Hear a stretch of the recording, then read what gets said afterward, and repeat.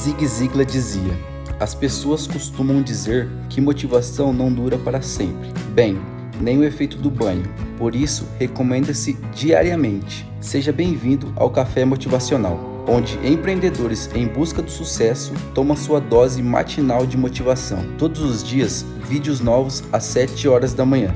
Inscreva-se no canal e tome seu café junto com sua dose de motivação diária. E aí, eu tava quebrado. Tá. Com 20 anos eu tinha 68 cheques sem fundos.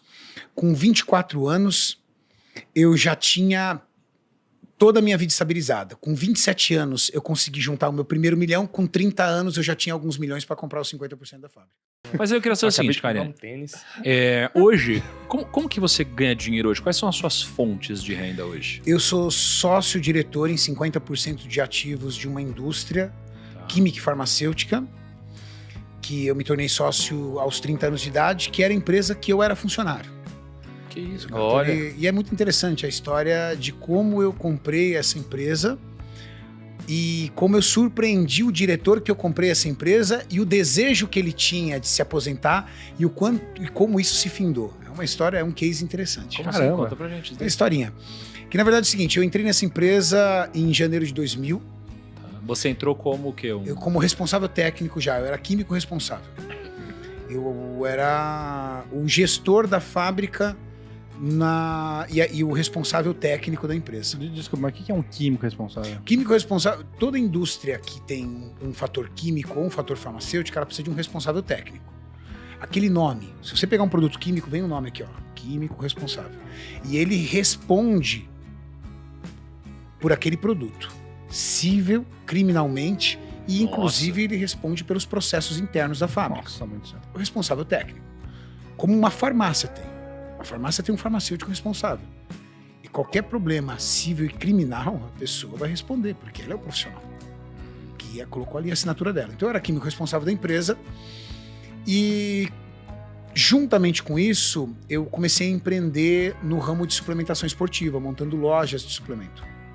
Montei uma loja, montei duas. Chegou um momento que eu tinha 7 lojas de suplemento e uma distribuidora. Não é a época que o online ainda não existia. E eu fui fazendo dinheiro com isso. Mas onde saiu esse negócio de empreender assim? De onde que veio essa primeira loja? Veio uma ideia? Alguém te ofereceu? Não, a primeira loja veio de um trauma. Eu trabalhava numa empresa, num laboratório, também era responsável técnico desse laboratório, e eu sempre fui uma pessoa obcecada. Você estava em 2 laboratórios, então? Não, isso antes. Antes de 2000. Antes de 2000. Antes de entrar nessa empresa, exatamente antes de entrar nessa empresa, eu trabalhava num laboratório. Num laboratório numa multinacional. E eu sempre fui uma pessoa muito obcecada no trabalho, desde garoto. Então eu era o primeiro a chegar, o último a sair, extremamente competitivo dentro da empresa, e extremamente obcecado por processos, por aprender mais e por entregar. Então eu era o melhor funcionário da empresa e surgiu a oportunidade de fazer um curso incrível no Rio de Janeiro. Todos os meus colegas davam como certo eu ser o escolhido para esse curso. Inclusive eu também estava tranquilo. Afinal de contas, ninguém produzia mais do que eu. Eu tinha um chefe militar, já contei muitas vezes essa história em vários podcasts, mas vale a pena contar novamente. E ele era um cara muito sargento, muito general. E de poucas palavras. Chegou no dia de ele escolheu uma das minhas assistentes para o curso. E eu fiquei profundamente decepcionado. Subi até a sala dele e tomei coragem, porque nós morríamos de medo do homem. Tomei coragem e perguntei para ele por que eu não tinha sido escolhido. E eu gostaria de saber para eu poder melhorar e evoluir para poder merecer isso. Você já era forte assim já na época, não? Já era um pouco. Então. Tinha que respeitar. Intimidou. Intimidei o homem, né? E aí, ele virou pra mim e falou assim, eu não posso ficar sem você aqui no laboratório.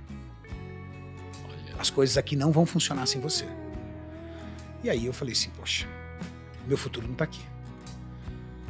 Aqui não tá meu futuro. Desci, chorei feito uma criança no banheiro, porque ele destruiu meu projeto. Meu projeto era construir uma carreira ali e empreender ali. Saí e eu tinha um filho de 5 meses, cara. Morava de aluguel, fudido. Fui lá no outro dia pedir demissão. Nossa, no outro dia? No outro dia pedi demissão. E aí, cheguei em casa e aquele terror, né? Todo mundo queria me matar, tudo tal, pela minha atitude e tudo. Bom, ele me ligou. Pediu pra eu voltar e falou assim, olha, se você treinar alguém pro teu lugar, porque ele começou a ficar perdido. Essa é a vantagem quando você também vai assumindo processos, né? Você vai assumindo o processo dentro da empresa, a empresa gera uma dependência de você. A empresa tinha uma dependência do meu trabalho muito grande. Ele falou, se você treinar alguém pro seu lugar, eu demito você e você tem aí todas as suas rescisões e todos os seus direitos trabalhistas em mãos. Ok. Treinei alguém pro meu lugar, demorou aproximadamente 30 dias, recebi R$ 4.500. Esses R$ 4.500 viraram uma primeira loja. Abri a loja com R$ 4.500 e entrei nessa empresa. Nossa, mas naquela que época... eu sou sócio. Naquela época, 4 mil... Devia ser equivalente hoje a uns R$ 25.000, mais ou menos. Era pouco, bem pouco. Tá, mas aí você montou a loja, Montei a loja. Você virou um químico ali. Aí eu trabalhava na outra empresa. Uhum. Então, o dinheiro da loja, eu fui abrindo outras lojas. Mas a ideia de montar a loja foi porque você tomava os suplementos? A ideia de montar a loja era porque eu conhecia desse mercado. Eu entendia disso. Eu já treinava desde os meus 16 anos de idade. Consumia suplementação. E entendia o que as pessoas queriam na suplementação esportiva. E eu acreditava. Eu entendia daquilo. E consegui identificar um local que eu via potencial para poder ter um comércio desse ramo. Pelo volume de academias que tinha e pela falta de uma loja nesse segmento. E aí montei a primeira loja, trabalhando na empresa, deixava o dinheiro lá, montei a segunda loja, montei a terceira loja, e cada loja que eu montava, eu fazia um mapeamento de todos os locais, da forma, da capacidade de retorno que aquele local tinha para o comércio. Chegou um momento que eu tinha 7 lojas e tinha uma distribuidora. O que é uma distribuidora? Eu comprava grande quantidade de produto das fábricas e vendia para lojas pequenas que não tinham ticket para comprar direto da fábrica, porque a fábrica exige um faturamento mínimo.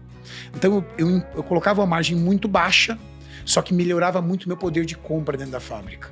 E melhorando meu poder de compra dentro da fábrica, eu tinha lucratividade nas lojas. Então meus preços eram mais baixos, com margem de lucratividade equivalente ao meu concorrente, mas meu concorrente não conseguia pegar. Por quê? Porque a minha cadeia de distribuição sustentava esse ecossistema.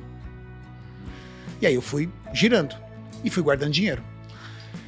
Em 2008, o meu então diretor negociou 50% da fábrica dele com o grupo alemão.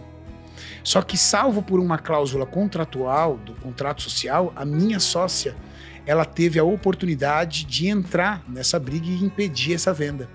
Porque dentro do contrato social, noteava que ela tinha que concordar com a empresa que estaria assumindo os outros 50%. E ela conseguiu virar o jogo para o meu lado. Só que o meu diretor, na época, ele não entendia, e não sabia, e não aceitava que eu teria dinheiro para isso. Afinal de contas, eu era funcionário dele. Ele não tinha noção das outras atividades que eu tinha. E eu sentei para negociar com ele e eu tinha boa parte do capital. Você lembra quanto que foi na época que você pagou aí por 50% do negócio? Eu lembro. Foi alguns milhões. Mas o mais interessante é que a minha vida aconteceu tudo muito rápido. Com 20 anos de idade, 21 anos de idade, eu tinha coleção de cheques sem fundo, cara, para poder dar conta da faculdade. Eu lembro de uma época eu sentar e contar, do Banco Real.